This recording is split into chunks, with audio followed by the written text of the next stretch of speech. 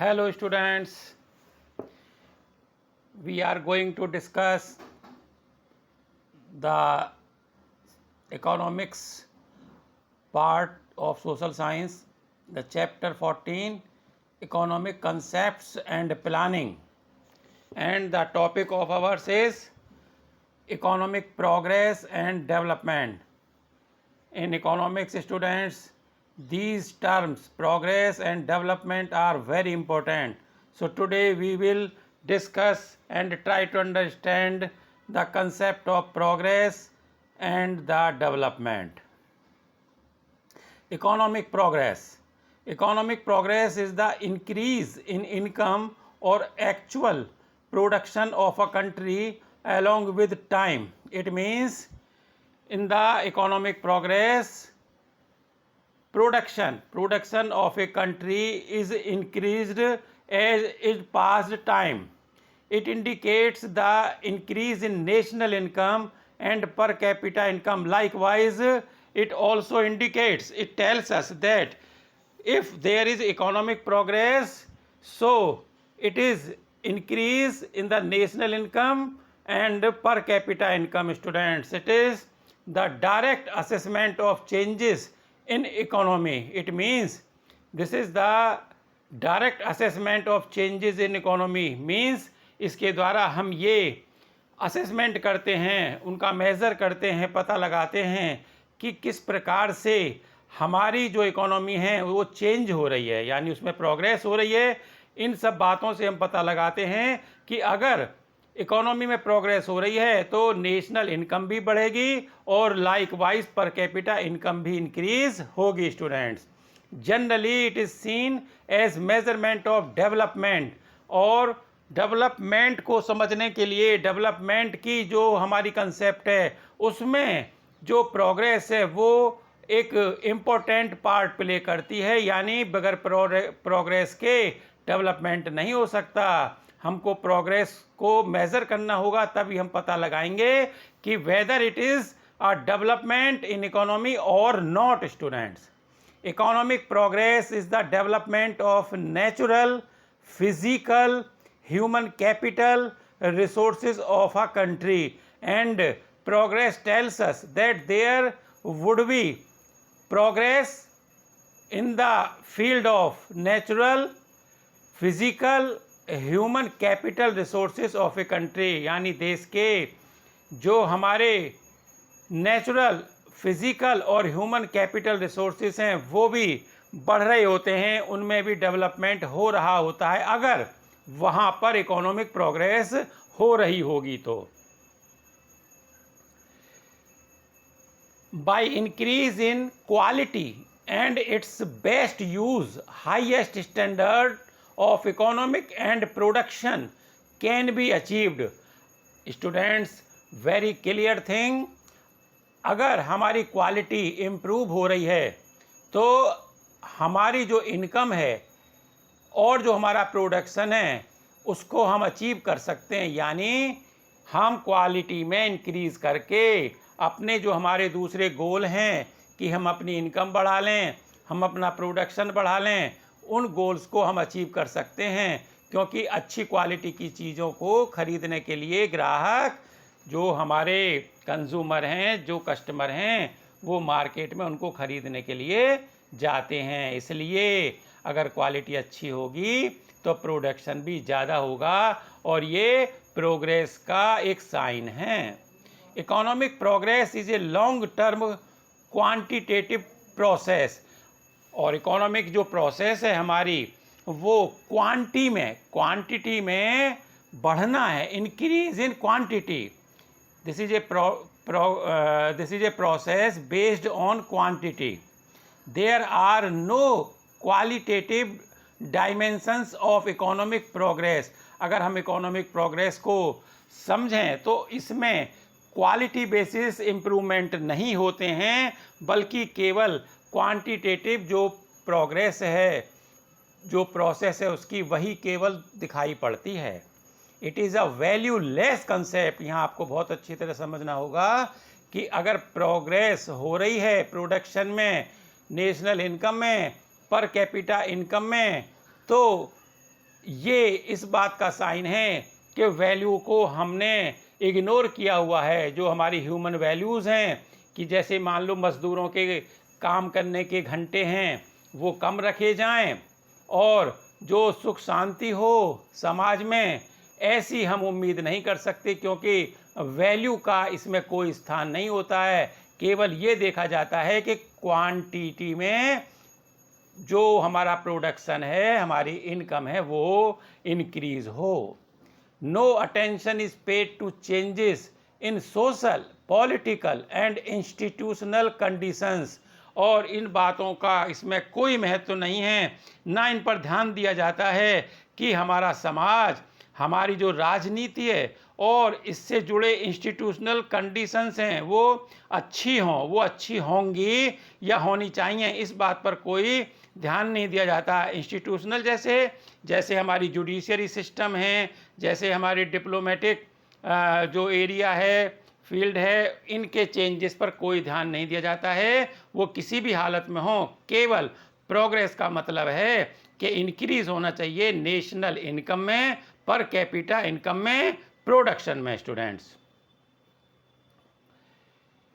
Economic development, now this is an another concept, this is economic development.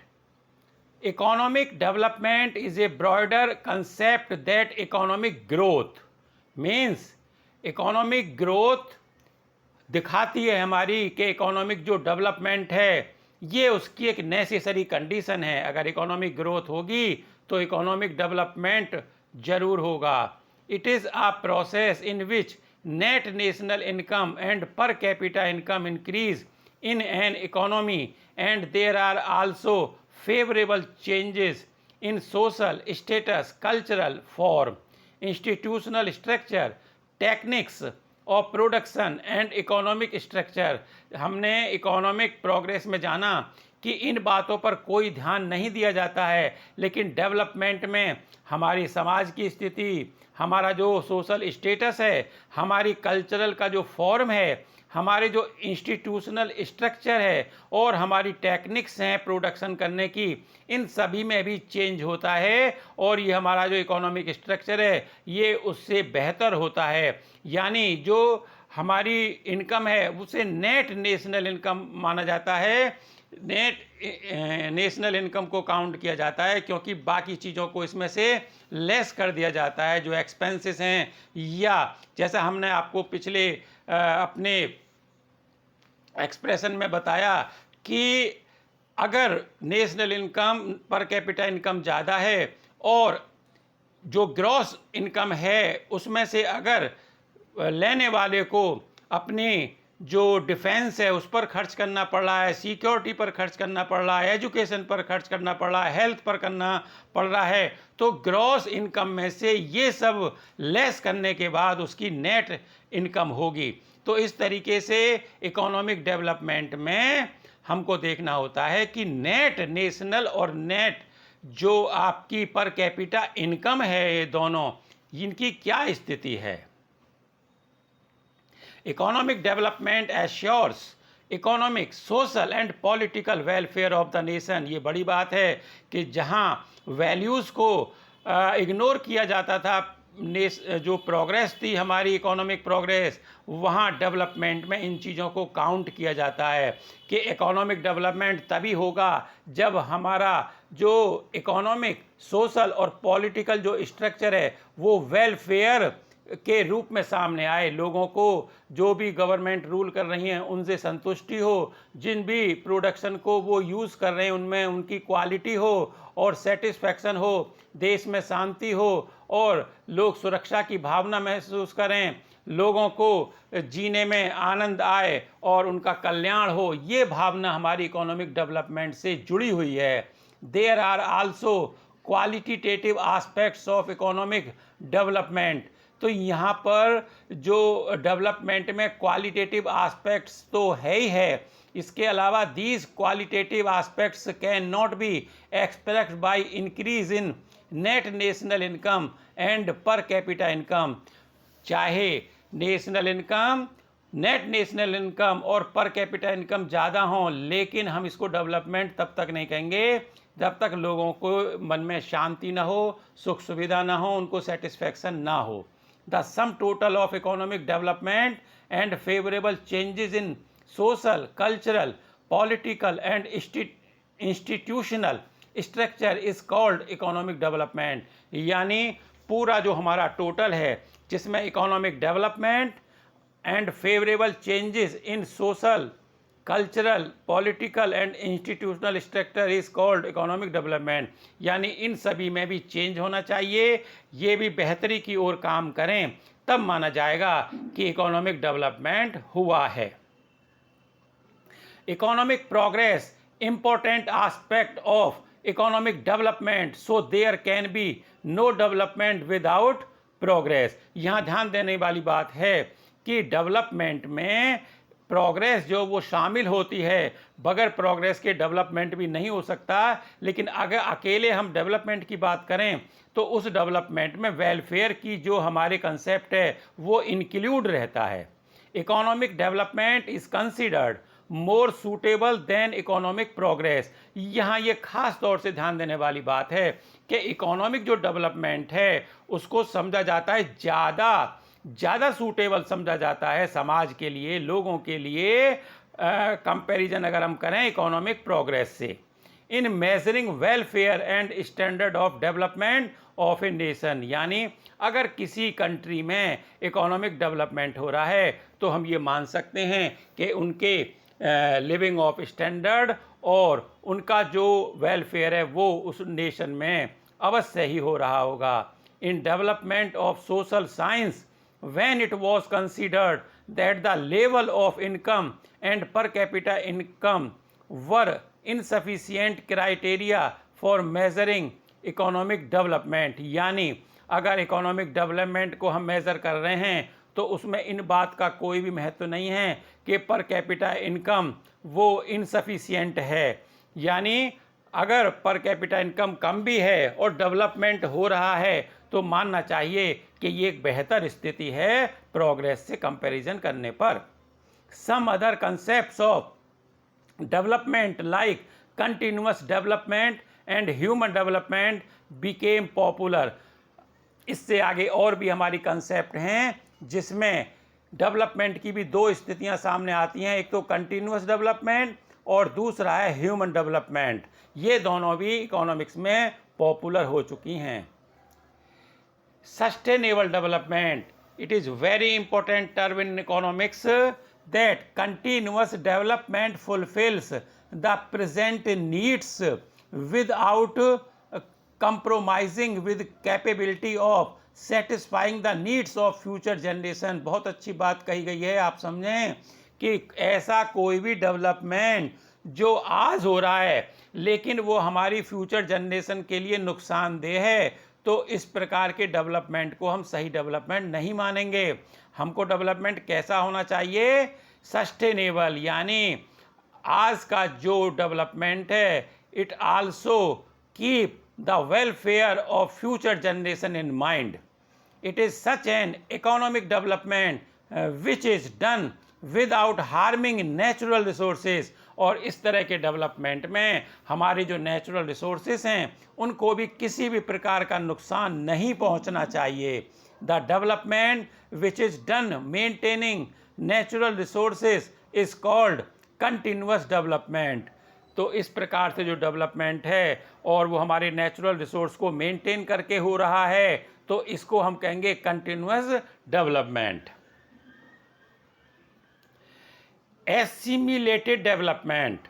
Assimilated development assures that benefits of development should reach the people of all the sections of the society। बहुत अच्छी बात कही है, और अगर ये समाज में हो जाए तो समझिए तभी सभी और सुख शांति और सेटिस्फैक्शन हो जाए। यहाँ बताया गया है कि जो एसिमिलेटेड डेवलपमेंट है वो डेवलपमेंट है जो समाज के उन वर्गों तक भी अपने होने की जो उपस्थिति दर्ज कराता है जो कि समाज से वंचित लोग हैं, जिनको डेवलपमेंट का कोई भी आभास नहीं हो रहा है, तो उन लोगों के भी जो डेवलपमेंट गोल्स हैं वो भी अगर फुलफिल होते हैं तो ऐसे डेवलपमेंट को हम कहते हैं एसिमिलेटेड डेवलपमेंट। पुरानी प्रेजेंटेशन में आपने स्टूडेंट जाना, जब हमने डेवलपमेंट पढ़ा तो डेवलपमेंट में हमने जाना कि एक लेबरर है, लेबरर को अपना डेवलपमेंट कब लगेगा, जब उसको अच्छी जो वेज है मजदूरी मिले और साथ ही साथ उसको जॉब की सिक्योरिटी हो, उसको ज़्यादा दिनों तक मंथ में काम मिले और जिस जगह वो रह रहा है उसको डिग्निटी मिले, डिस्क्रिमिनेशन ना हो समाज में, और कहीं लीडरशिप का अगर अवसर आता है, अपॉर्चुनिटी मिलती है तो उसको भी अवसर दिया जाए। अगर ये सब बातें फुलफिल कर रही है हमारी सोसाइटी, हमारा डेवलपमेंट, तो समझिए कि उसके लिए डेवलपमेंट है। अदरवाइज़ किसी भी प्रकार का डेवलपमेंट यानी गुड रोड्स का, हाईवेज़ का बनाना और वाटर फैसिलिटीज़ हैं और तरीके के हैं, वो उसको सेटिस्फाई नहीं करेंगे। Many people are deprived of the benefits of development due to gender, linguistic, regional differences, poverty and physical disability. समाज में हम देखते हैं कि बहुत से लोग वंचित हैं अभी भी, जिनको कि डेवलपमेंट के लाभ नहीं मिले हैं। उसका कारण हो सकता है कि कहीं उनसे लिंग भेद हो रहा हो, जेंडर बेस पर उनके साथ डिस्क्रिमिनेशन हो रहा हो, लिंग्विस्टिक भाषा के आधार पर हो रहा हो, रीजनल डिफरेंसेस हो, क्षेत्रवाद हो, जैसे तमिलनाडु का क्षेत्र है, जैसे कि आपका राजस्थान का है, उत्तर प्रदेश का है। तो इस प्रकार का रीजनल जो डिफरेंसेस हैं वो उनको नहीं महसूस होने चाहिए। पूरा देश उनको एक यूनिट लगे और कहीं भी आ जा सकें, कहीं भी काम करने की उनको सुविधाएं हों, ऐसा जो डेवलपमेंट होना चाहिए। इसके साथ साथ ही पॉवर्टी, यानी कुछ इलाकों में आपका डेवलपमेंट नहीं दिखाई पड़ता है, जैसे कि गरीब लोगों के एरिया हैं, साफ़ सफाई ठीक से नहीं होती, ड्रेनेज सिस्टम अच्छा नहीं होता है, सीवर सिस्टम अच्छा नहीं होता है, हाइजीनिक जो एक कंडीशंस हैं उसका फ़ायदा पॉवर्टी वाले लोगों को नहीं मिलता है। तो इस प्रकार का जो डेवलपमेंट है वो एसिमिलेटेड डेवलपमेंट नहीं कहलाएगा। एंड फिजिकल डिसेबिलिटी, यानी कुछ लोग ऐसे होते हैं विकलांग, अगर उनको सुविधाएं नहीं मिल रही हैं डेवलपमेंट की, तो नहीं कह सकते हम कि ये एसिमिलेटेड डेवलपमेंट है। तो एसिमिलेटेड डेवलपमेंट के लिए समाज के कमज़ोर वर्गों का उत्थान होना बहुत ज़रूरी है। Assimilated development insists on including deprived sections of society in the mainstream of development। यानी assimilated development वो होता है जो समाज के वंचित लोगों को, जिनसे डेवलपमेंट छूट गया है, जो डेवलपमेंट की मुख्य धारा में शामिल नहीं हैं, उनको साथ लेकर चलता है। It is a broad concept which favours equality of income. ये एक विस्तृत रूप से एक ऐसी विचारधारा है जो इस बात पर जोर देती है कि समाज में जो डेवलपमेंट है उसमें इक्वलिटी की भावना होनी चाहिए, लोगों की जो इनकम है वो इक्वल होनी चाहिए, यानी समाजवाद हो। अपॉर्चुनिटी एंड ह्यूमन राइट्स, लोगों को अवसर मिले काम करने के और उनको ह्यूमन राइट्स जो भी कॉन्स्टिट्यूशन में दिए गए राइट्स हैं वो उन्हें मिलें in every aspects of life. जीवन का चाहे कोई भी क्षेत्र हो, इन लोगों को जो वंचित हैं, समाज से डिप्राइव हैं, उनको जीवन में तभी सभी तरह के राइट्स और फ्रीडम और इक्वलिटी मिले, तब हम कहेंगे कि एसिमिलेटेड डेवलपमेंट हो रहा है। ह्यूमन डेवलपमेंट, नेक्स्ट हमारी जो कंसेप्ट है that is human development. The concept of human development came into existence in 1990 with the formation of Human Development Index। 1990 में हमारा एक इंस्टीट्यूशन बना जिसको हमने जाना है ह्यूमन डेवलपमेंट इंडेक्स। तो सबसे पहले जो कंसेप्ट हमारी ह्यूमन डेवलपमेंट की सामने आई वो इस जो हमारा इंस्टीट्यूशन है ह्यूमन डेवलपमेंट इंडेक्स, इसके बनने पर सामने आई। अंडर द लीडरशिप ऑफ महबूब उल हक, जो इसके लीडर थे वो थे महबूब उल हक।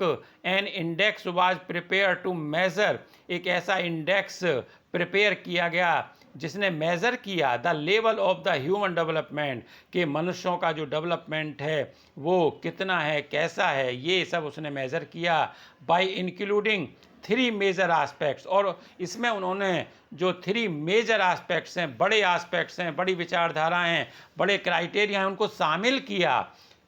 उसमें नॉलेज का मतलब कि हमारे स्कूल जाने वाले बच्चे कितने हैं, बीच में ड्रॉप आउट बच्चे कितने हैं, उनका जो नॉलेज बेस है, कितने हमारे इंटरमीडिएट पास हैं, कितने हमारे ग्रेजुएट हैं, कितने हायर एजुकेशन ले रहे हैं, और कितने ऐसे बच्चे हैं जो प्राइमरी एजुकेशन के बाद नहीं पढ़ पाए। तो तमाम तरह के जो डाटाज हैं इनको कलेक्ट किया जाता है नॉलेज बेस पर। एंड हेल्थ, और ये देखा जाता है हेल्थ में कि लाइफ एक्सपेक्टेंसी क्या है, यानी अगर किसी समाज की, किसी देश की अगर लोगों की जो एवरेज एज है वो पर्याप्त है, वो काफ़ी है, यानी ज़्यादा है, तो हम समझेंगे कि वहाँ पर लोगों की हेल्थ अच्छी है। अगर गवर्नमेंट को हेल्थ फैसिलिटीज़ पर ज़्यादा खर्च करना पड़ रहा है तो माना जाना चाहिए कि लोगों की हेल्थ अच्छी नहीं है, एनवायरनमेंट अच्छा नहीं है, हाइजीनिक जो एनवायरनमेंट है वो उनको नहीं मिल रहा है, उनको न्यूट्रिशियस फूड नहीं मिल रहा है। तो ये सब बातें हम काउंट करते हैं हेल्थ बेस में। एंड स्टैंडर्ड ऑफ लिविंग, दूसरी जो लास्ट थिंग है उसमें हम ये देखते हैं कि आखिर लोगों की पर कैपिटा इनकम क्या है। पर कैपिटा इनकम आप अच्छी तरह जानते होंगे स्टूडेंट कि जो टोटल हमारे नेशन की इनकम है उसको जितने भी लोग रहते हैं पॉपुलेशन में, सिटीजन्स जितनी भी है, उससे डिवाइड कर दिया जाता है। तो total income of the nation is divided by the persons living in that particular country, and thus we find the per capita income by United Nations Development Program। ये सब जो हमारे डाटास दिए ये यूनाइटेड नेशंस डेवलपमेंट प्रोग्राम के द्वारा दिए गए हैं। अगर ये हमारे स्टैंडर्ड अच्छे होते हैं, बेहतर होते हैं, इंक्रीज होते हैं, तो माना जाता है कि वो कंट्री जो है वो डेवलप्ड है।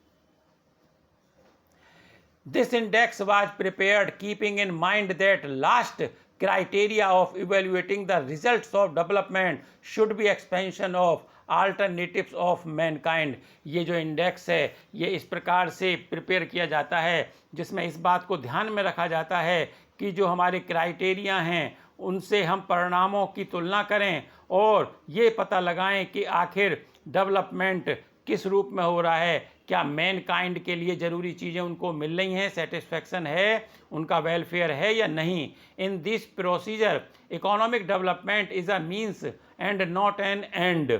तो यहाँ पर केवल जो इकोनॉमिक डेवलपमेंट है वो एक साधन है, साध्य नहीं है, और ना ही वो अंतिम हमारा अचीवमेंट है। इसके बाद भी बहुत कुछ देखा जाता है जिससे पता लगे कि देश में कैसी व्यवस्था है।